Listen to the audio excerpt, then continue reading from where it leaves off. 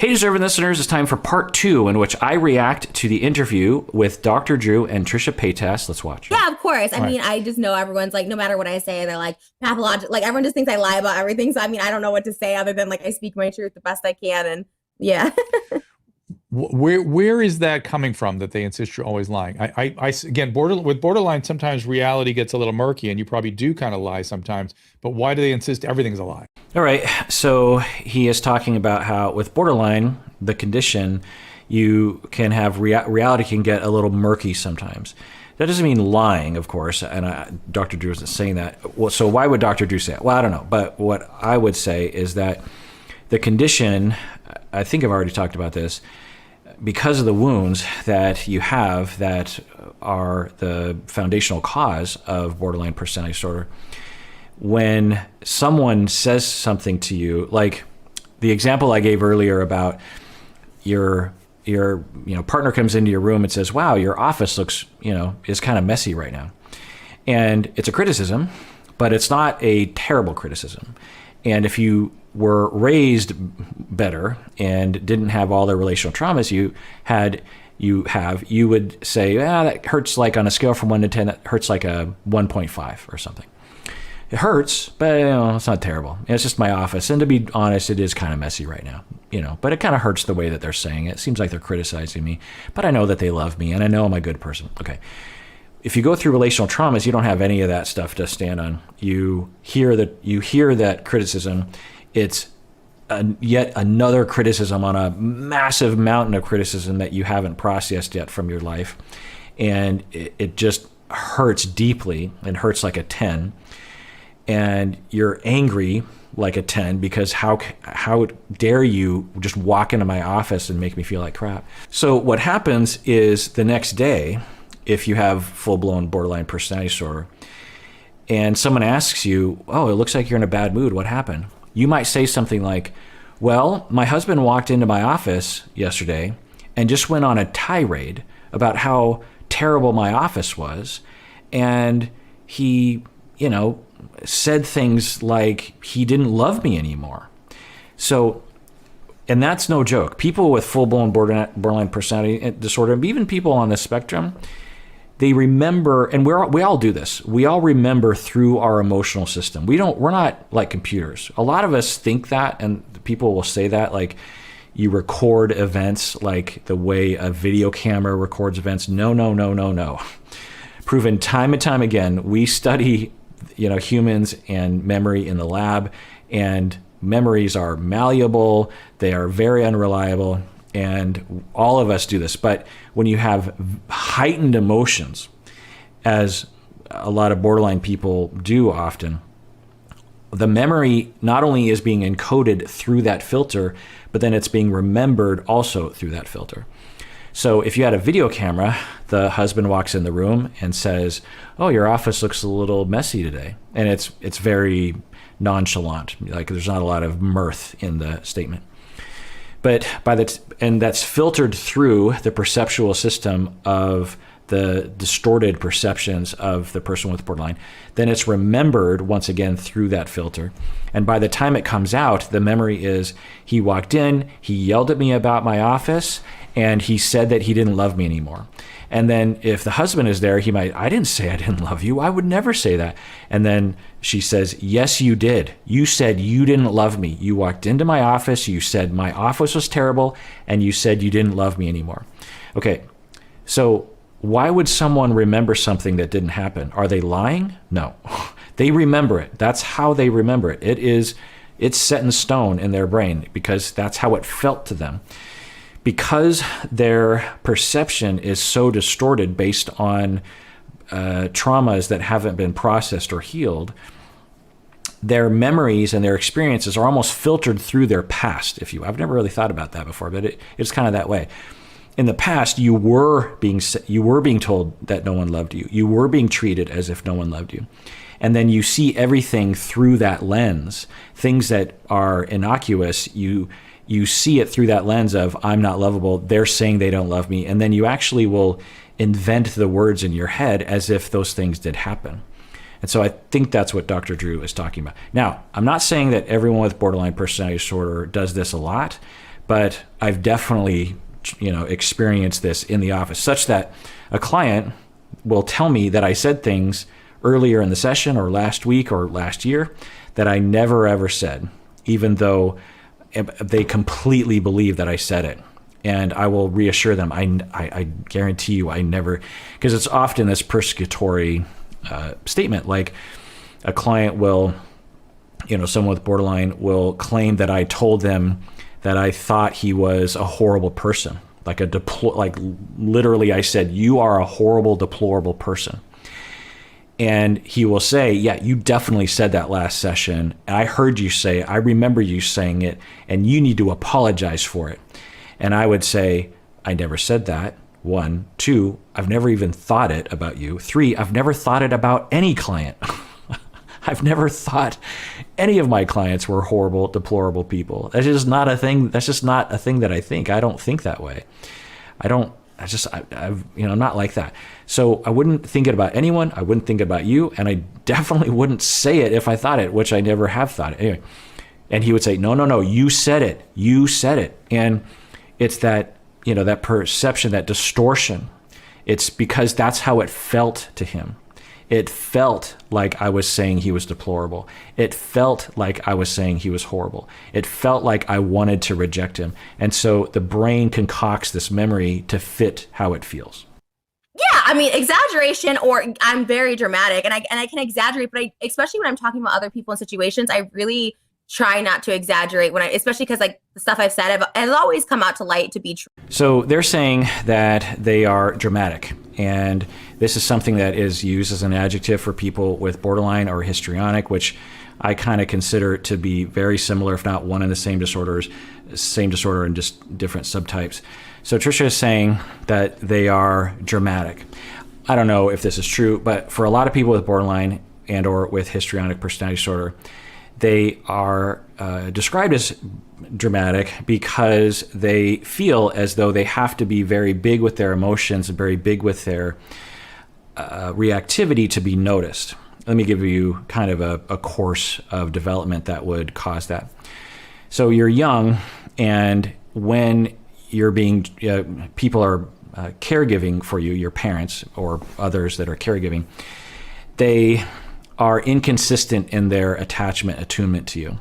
So sometimes they're ignoring you, sometimes they're kind of there for you, but a lot of times sometimes they're abusing you.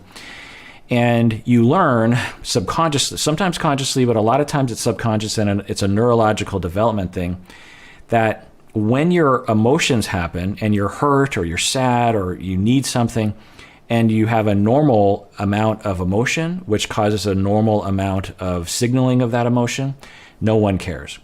So you're sad that you're being left alone, so you kind of sigh and you cry a little bit, and you're like, I'm all alone. And no one cares because no one's paying attention to you, or they are, but they don't care about your feelings or whatever.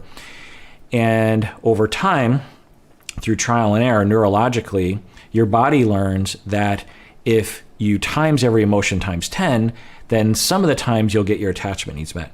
So you're alone, and instead of having a little bit of sighing, a little bit of, one tear, you have to scream, even though naturally you would just, on a scale from 1 to 10, you would have like a reaction of like a 3, but no one ever pays attention to you when you're a 3, or you might even get abused when you're a 3, depending.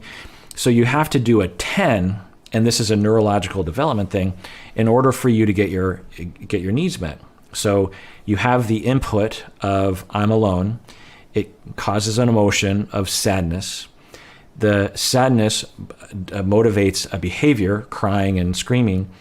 And over time, the individual is rewarded only when they have explosive reactivity and very noticeable facial expressions. And so by the time you're 35, that's been locked into your neurology, such that when you're even just kind of sad, you're extremely dramatic about it.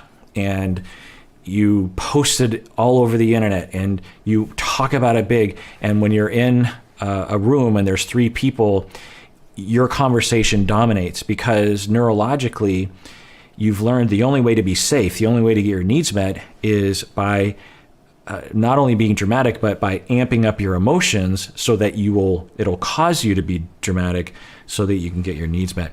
As an adult, though, that can push people away and perpetuate the abandonment.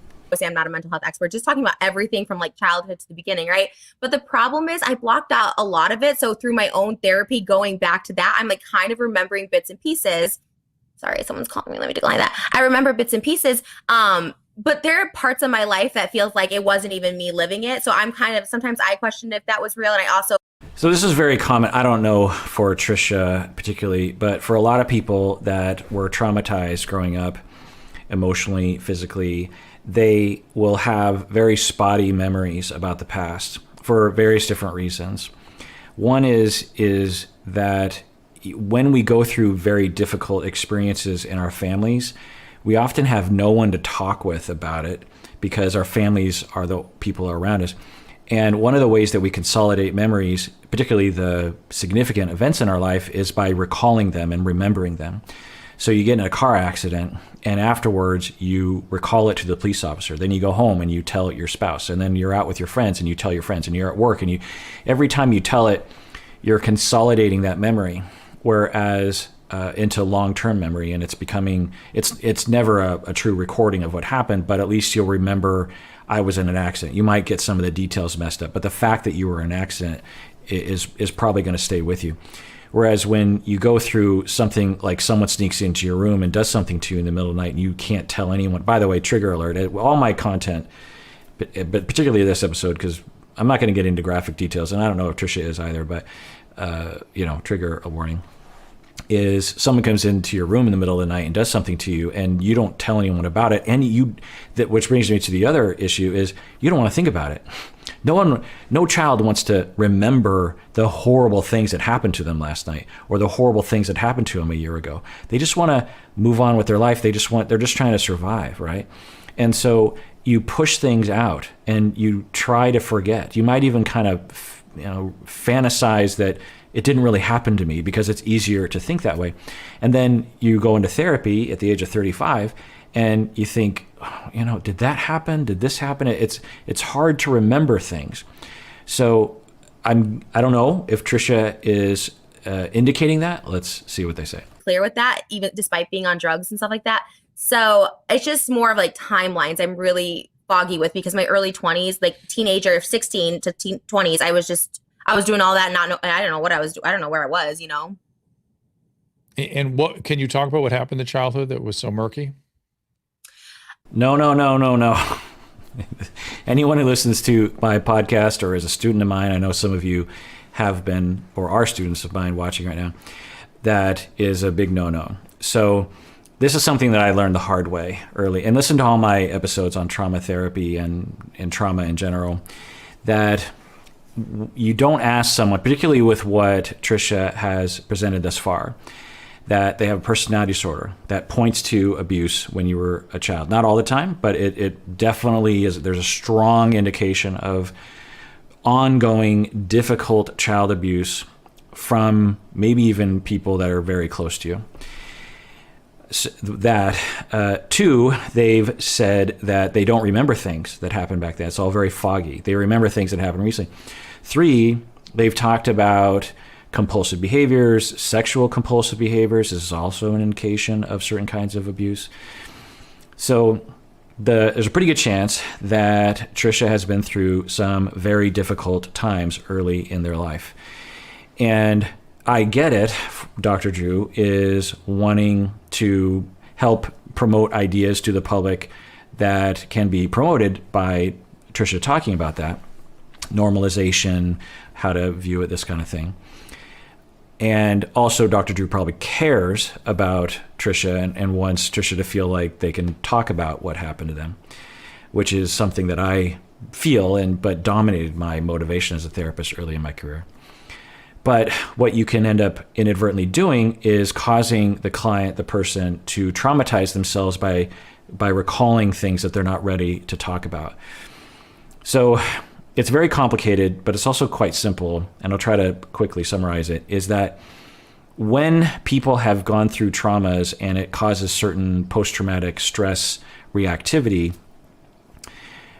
personality disorders, complex PTSD, other kinds of things, one of the key features of treatment and recovery is for the individual to habituate to the memory, meaning that they have to talk about their experience or think about it at the very least. In EMDR, for example, they don't talk about it, they just think about it.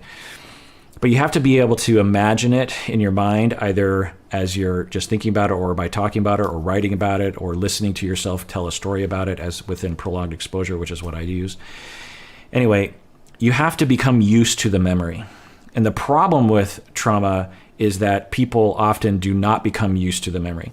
For example, for me, I was in a car accident when I was 16, and it was a difficult moment. I had a rush of adrenaline and fight or flight during that time, but it wasn't traumatizing to me such that I avoided the memory altogether. I might have been a little distressed the next day as I thought about it, but my body and my psychology could integrate that memory into my psyche. I could face that memory the day later, a week later, a year later, and not have distress. The problem is with certain traumas for certain individuals, when they recall it the next day, when they recall it the next year, when they recall it 10 years later, they have a massive amount of distress, almost sometimes more than the stress that they had in the moment. And so they don't think about it.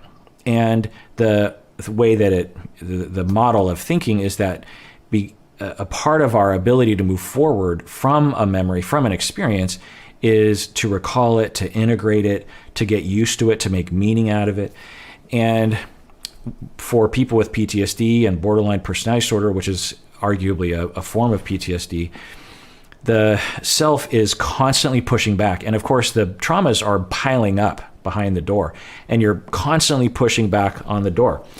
So, and it's for a good reason, because the individual cannot, if they do open the door, a flood of experiences and trauma and distress will happen, and their symptoms will become very difficult for a long time.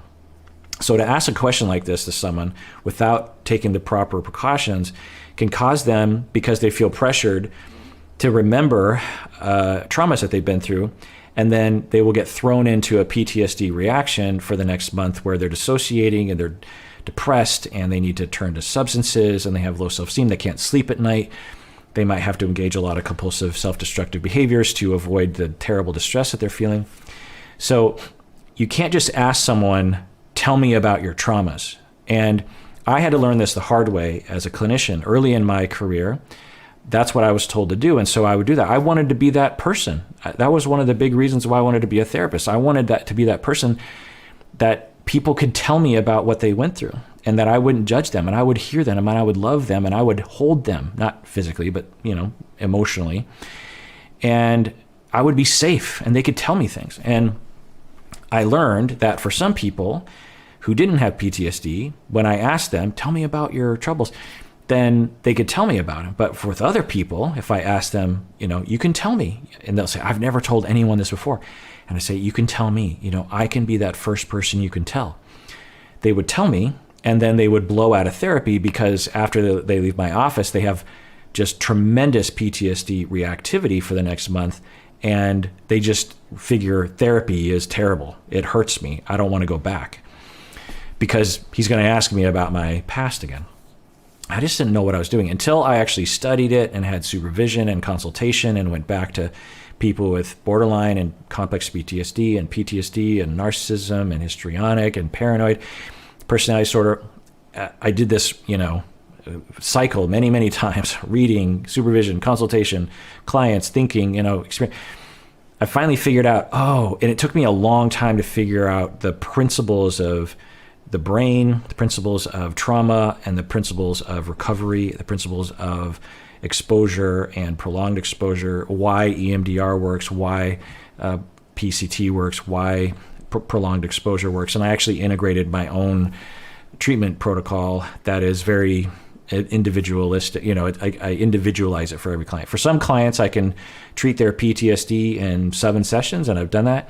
For some clients, it takes 15 years, literally. So it just depends on how much trauma, the intensity of it, how much we have to unpack, how much prep we have to do before the exposure. Anyway, so for Dr. Drew to just be like, what did you go through, is a very irresponsible question to ask someone, particularly given what Trisha has exhibited up until this, all the classic signs.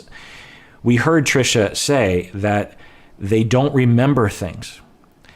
And that could be that they do remember things, but they don't want to remember things because they know what'll happen to their body and mind if they do remember things. Like that kind of stuff, not to get too graphic, but like, you know, stuff that I didn't know was sex. Like, you know, I'm just like, oh, but that like happened, but like, you know, but was it okay? How you know, old were obviously you? now How I know old were you it's not. how old were you and how old were the guys? The first memory I have was a summer camp when I was like 6 years old. And I remember like, 6 he's years like, I'm old. going to Right. So this conversation should stop right away.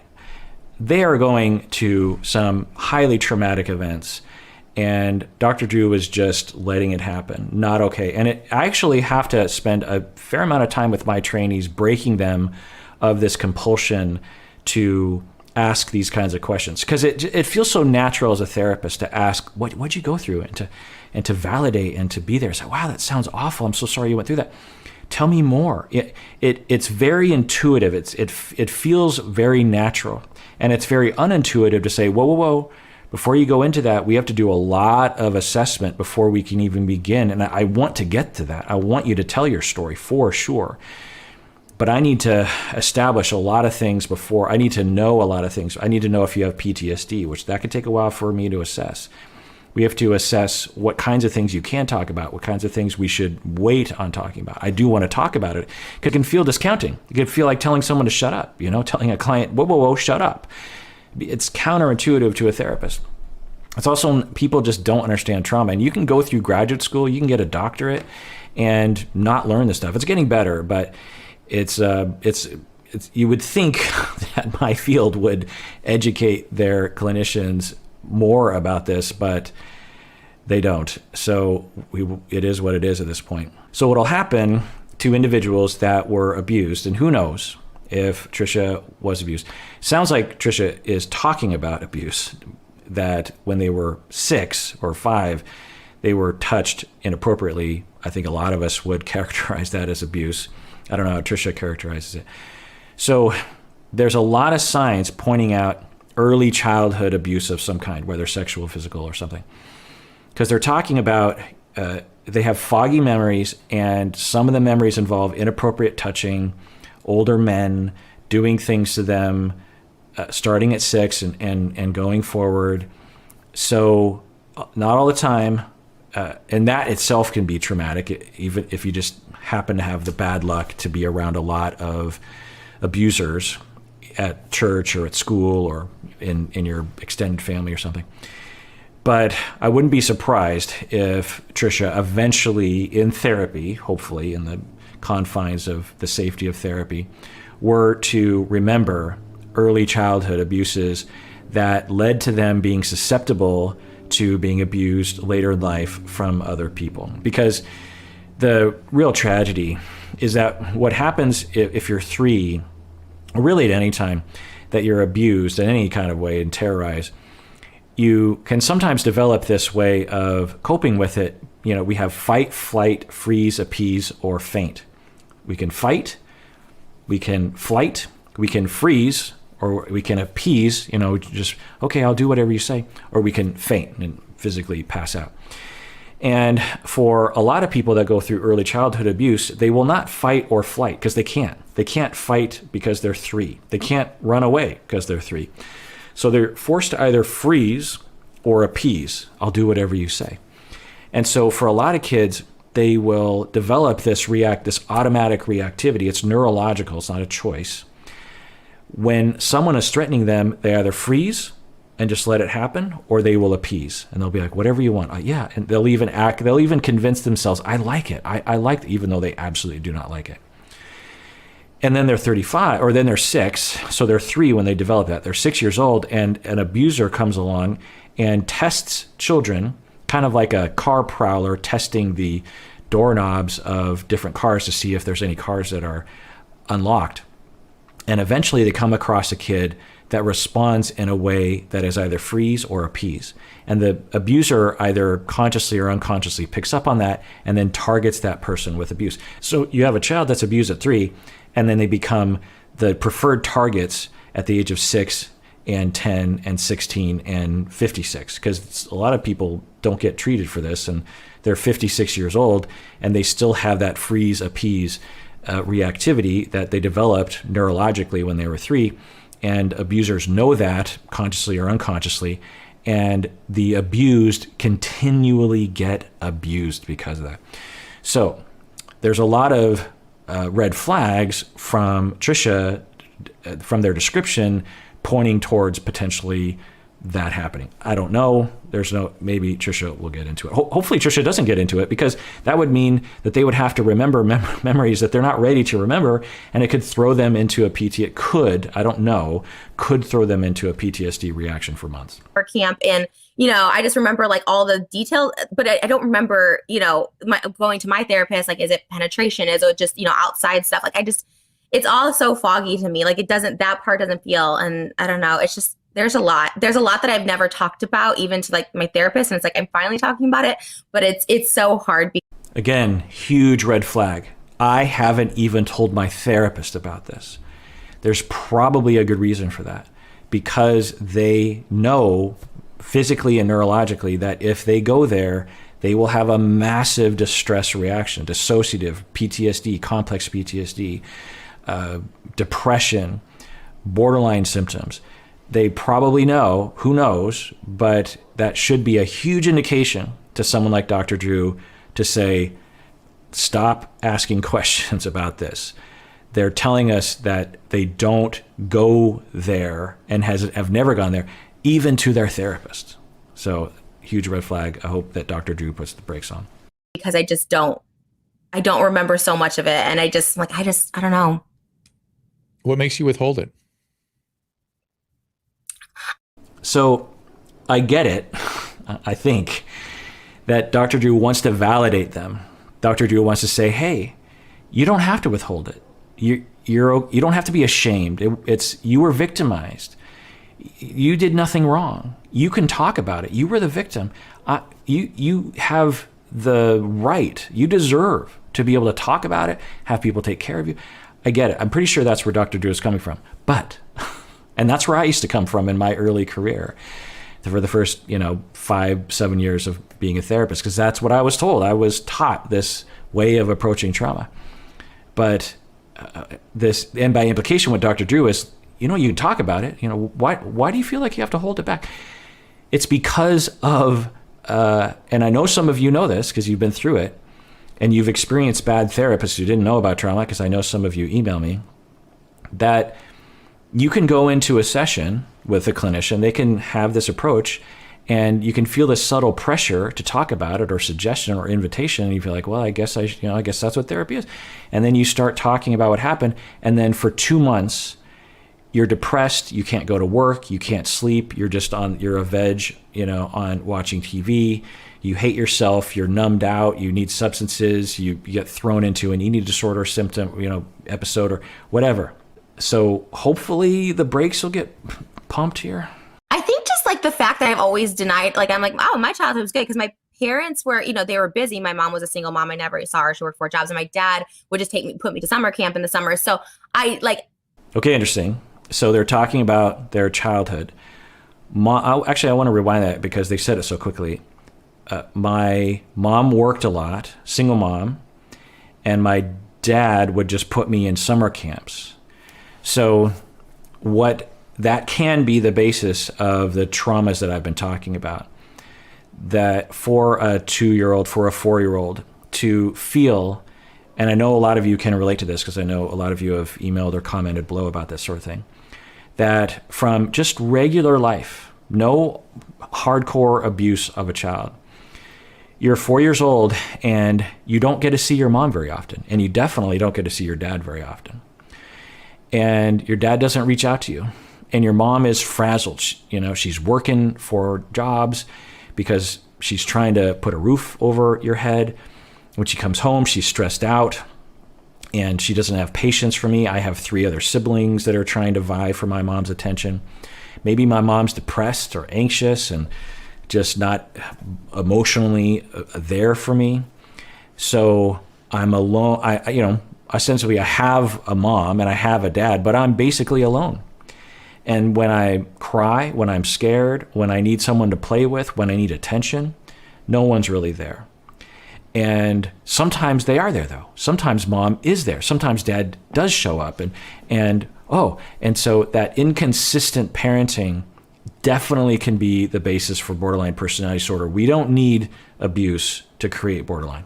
All right, well, that does it for that episode of Psychology in Seattle. Everyone out there, please take care of yourself because you deserve it. You really, really do.